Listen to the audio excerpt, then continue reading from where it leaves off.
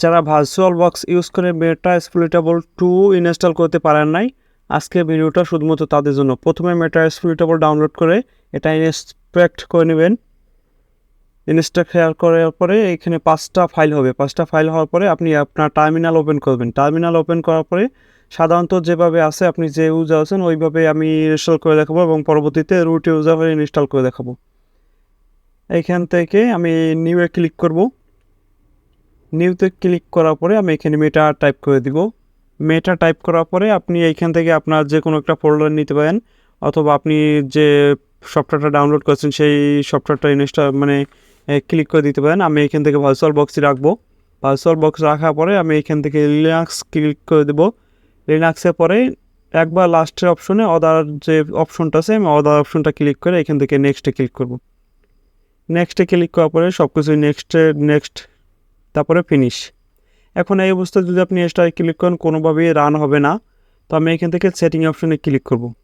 Setting অপশনে click করবো, স্টোরেজে যাব, তারপরে লাস্টে যে নিচে যে মেটা অপশনটা করছি ওটাই দেবো। এখান থেকে ফাইল ক্লিক করবো, অদার ফাইল থেকে আমার যে মেটাস্প্লয়েটেবল যে ফাইলটা আছে আমি ওই ফাইলটা এখান থেকে সিলেক্ট করে দেবো। যেহেতু আমাদের আইএসও ফাইল নাই সেক্ষেত্রে আমি এই ফাইলটা ক্লিক করে দেবো। এই ফাইলটা ক্লিক করার পরে আমি এখান থেকে সব কিছু রান করে দেবো। এখনও যদি আমি স্টার্টে ক্লিক করি, স্টার্টে ক্লিক করার পরে দেখবেন আমার এটা রান হয়ে গেছে। তো এখানে দেখতে পাচ্ছেন যে টার্মিনালটা রান হয়ে গেছে। একটু ওয়েট করবেন, ওয়েট করার পরে দেখতে পাবেন যে নিচে যে এমএসএফ অ্যাডমিন পর্যন্ত ওই পর্যন্ত কোডিং হয়ে যাবে। আপনারা সেম প্রসেসে করবেন, হয়তো ভিডিওটা একটু তাড়াতাড়ি হয়ে গেছে বা ফাস্ট হয়ে গেছে, একটু দেখে নিয়ে করবেন, কোনো প্রকার সমস্যা হবে না। যত সমস্যা আছে আপনি এইভাবে করলে কোনো সমস্যাই হবে না। এবং পরবর্তীতে আমি দেখিয়ে দেবো যে রুট ইউজার হয়ে কীভাবে আপনি মেটাস্প্লয়েটেবল 2 ইনস্টল করবেন বা সেট আপ করবেন, সে প্রসেসটাও আমি দেখিয়ে দেবো। আগে একটা প্রসেস শেষ হোক, তার পরবর্তী যে প্রসেসটা আছে রুট ইউজার হয়ে সেই রুট ইউজারের প্রসেসটা দেখিয়ে দেবো।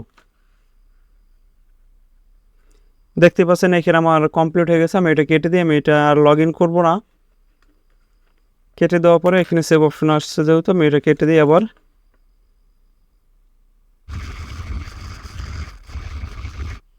এটাও কেটে দেই। এখান থেকে আমি টার্মিনালটা ক্লিয়ার করে নিই। টার্মিনালটা ক্লিয়ার করে আমি এখান থেকে রুট ইউজার হব। এখন সুডো সু, এখান থেকে পাসওয়ার্ড দেওয়ার পরে এখান থেকে ভার্চুয়াল বক্স ক্লিক করব, টাইপ করব, এখন ইন্টারফেস করব। ইন্টারফেস করার পরে আমার ভার্চুয়াল বক্সটা ওপেন হয়ে যাবে। ভার্চুয়াল বক্স ওপেন হওয়ার পরে আমি এখান থেকে নিউ ক্লিক করবো। নিউ ক্লিক করে আবার সেম প্রসেস, আমি এখান থেকে মেটার টাইপ করে মেটা 2 টাইপ করব। যেহেতু আগেরটা মেটা ছিল, এটা মেটা 2 টাইপ করে আমার ভার্চুয়াল বক্স এখানে আছে, আমি ভার্চুয়াল বক্সের অপশনেই থাকবো। এইখান থেকে লিনাক্স করব। লিনাক্সের পরে আমি এইখান থেকে অদার যে অপশনটা আছে অদার অপশনে ক্লিক করে দেবো। এখান থেকে নেক্সট, সবগুলোই সেম প্রসেস, আপনি সেম একইভাবে করবেন। এখান থেকে সেটিং থেকে স্টোরেজ থেকে যে নিচে যে অপশনটা আছে ওই অপশনটা ক্লিক করবেন।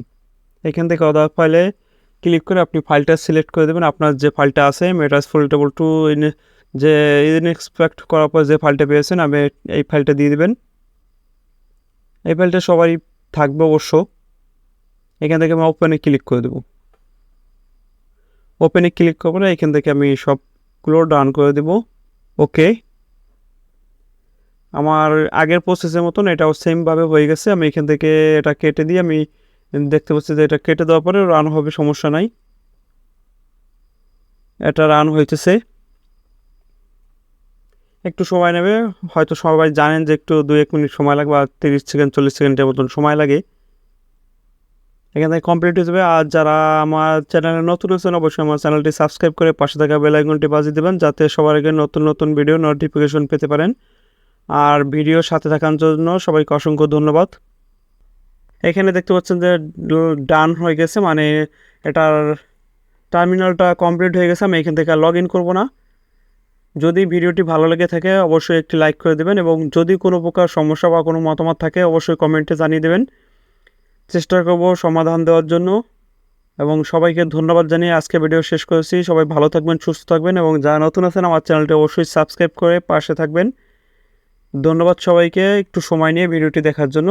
এবং আমি এখান থেকে টার্মিনালটা কেটে দেই, সবগুলো ক্লিয়ার করে দেই। আপনারা ঠিক সেম প্রসেসে করবেন, কোনো প্রকার সমস্যা হবে না আশা করি। এখান থেকে ক্লিয়ার। ধন্যবাদ সবাইকে, ভালো থাকবেন সবাই পাশে থাকার জন্য।